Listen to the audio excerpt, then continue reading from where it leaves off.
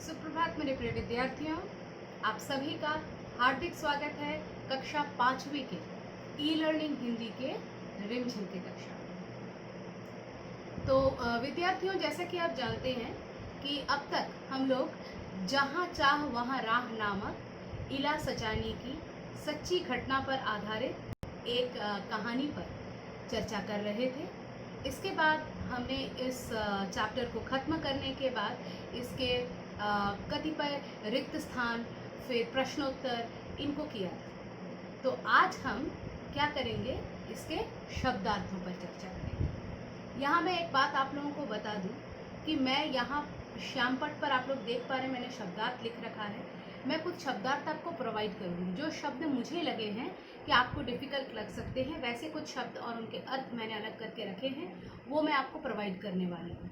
लेकिन इसके अलावा भी यदि कोई शब्द आपको लग रहा है कि वो डिफ़िकल्ट है, आपको उनके मीनिंग मुझसे जानने हैं, तो आप चैट के ज़रिए मुझे बता सकते हैं। तो सभी अपनी उत्तर पुस्तिका निकाल लीजिए और जो है आप लोग उसको निकालने के बाद एकदम रेडी हो जाइए पेन कॉपी के साथ। मैं आप लोगों को लिख करके दिखाती हूँ, ठीक है।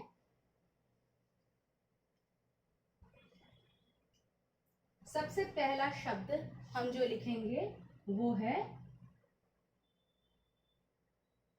टांका। टांके का क्या अर्थ होता है बच्चों? टांके का अर्थ होता है हाथ से की गई सिलाई, ठीक है। तो हाथ की सिलाई। उम्मीद है आपको नजर आ रहा होगा, ठीक है। नेक्स्ट, अनूठी। आप लोग इसको अंगूठी मत समझ लीजिएगा। अंगूठी वो होती है जो हम हाथ में पहनते हैं, ये है अनूठी। अनूठी का मतलब होता है इंग्लिश में जिसको वंडरफुल कहते हैं, यानी उसके लिए एक और हिंदी वर्ड क्या यूज कर सकते हैं हम लोग? अद्भुत।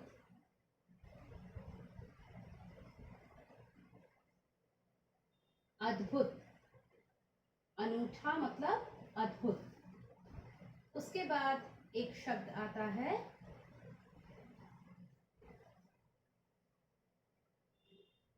मिसाल। मिसाल कायम करना मतलब क्या होता है? उदाहरण बन जाना।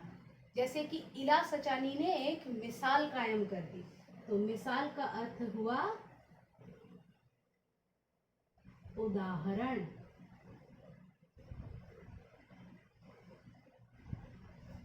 लिखते जाइए आप लोग, एकदम मेरे साथ साथ लिखते जाइए। नेक्स्ट हम लोग जो करेंगे उसका वो है लकीर। लकीर मतलब आसान है, फिर भी मैंने दे दिया आप लोगों को।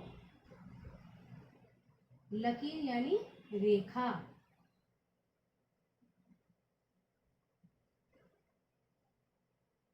ठीक है। Next, wish. ये बहुत आसान शब्द है, लेकिन नकारात्मक भी है क्योंकि इसका इस्तेमाल नहीं करना चाहिए। विष यानी जहर। ज के नीचे मैंने क्या डाला है? नुक्ता डाला है, इसलिए इसमें जेड का उच्चारण हो रहा है। ये क्या बन गया है? जहर। इन छोटी छोटी बातों का आपको ध्यान रखना है।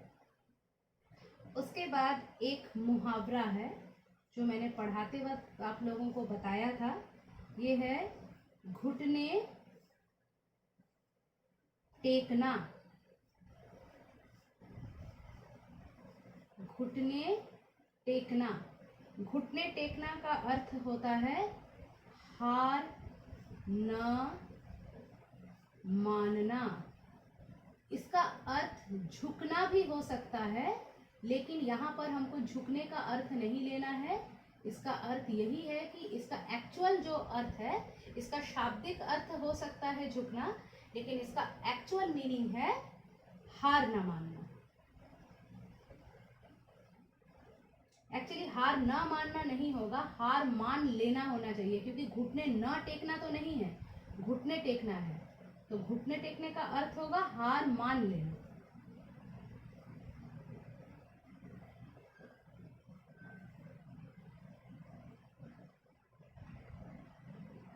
ठीक है। उसके बाद नेक्स्ट है कुदरत। कहते हैं ना कुदरत का करिश्मा, तो कुदरत क्या है? नेचर। नेचर को क्या कहते हैं? प्रकृति।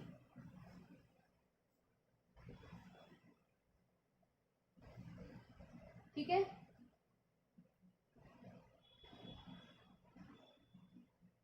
नेक्स्ट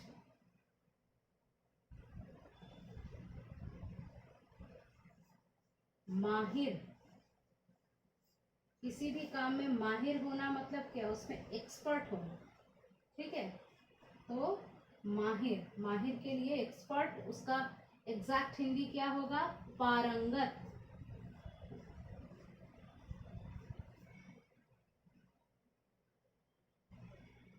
इतना लिखिए आप लोग, फिर मैं ऊपर के 2-1 मिटा करके बाकी वाले आपको प्रोवाइड कर दूंगी। आप लोगों को यदि दिक्कत होगा तो आप लोग वीडियो पॉज करके भी लिख सकते हैं। ठीक है। चलिए मैं ऊपर की कुछ मिटा रही हूँ।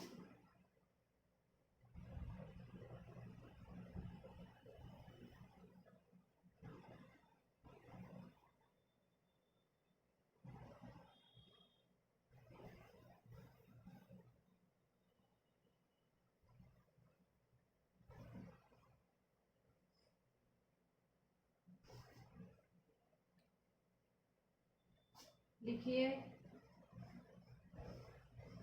परिधान। परिधान यानी ड्रेस। ये माहिर के बाद इधर है परिधान। परिधान यानी पोशाक या वस्त्र। ओके। नेक्स्ट इस्तेमाल। इस्तेमाल करना यानी यूज करना। तो इस्तेमाल प्रयोग या उपयोग। ओके। नेक्स्ट नवीनता।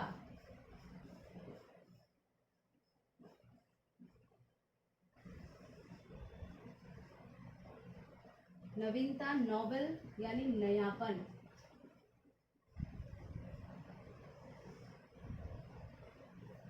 एक और लिखिए,